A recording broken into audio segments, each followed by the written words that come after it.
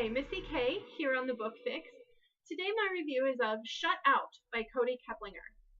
You may remember that I reviewed her A Midsummer's Nightmare fairly recently, and that book really surprised me. It was a book that I expected to kind of mildly enjoy, kind of a quick read that didn't stay long, was just a throwaway book kind of.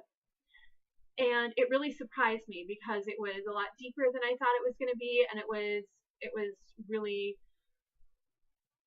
profound in some ways. This book is maybe a little bit less so.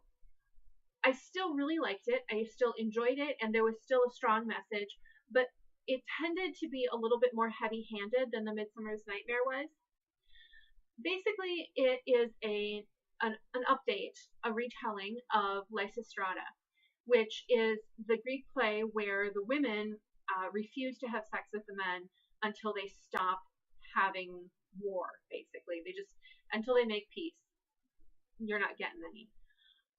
And so this book is kind of about that in a modern context. This high school, the football and the soccer teams from the same high school have a really strong rivalry, and the pranks get kind of dangerous at times. And finally, one of the girlfriends just gets so fed up that she decides that she's going to do something about it. So she calls people together and she says, we should boycott sex. We should not have sex with our boyfriends. And if you are not having sex yet, then, take away something that you are doing with him.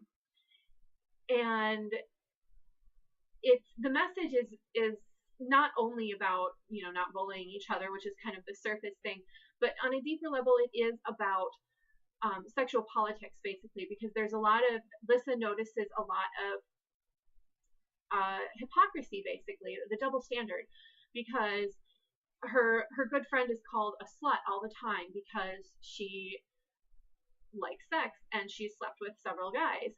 And of course, when that is true of a guy, they don't get shamed, they get congratulated.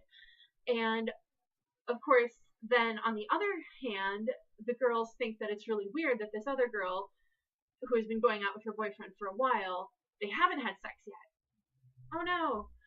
And so it's very much about, a woman should be able to choose her own sexual habits, and nobody else should be able to say that she's right or wrong for doing so.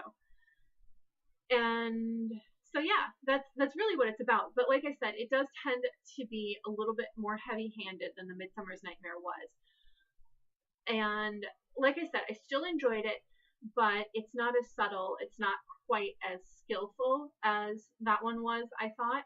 However, I still recommend it, and I am definitely still going to check out Kody Keplinger's other work.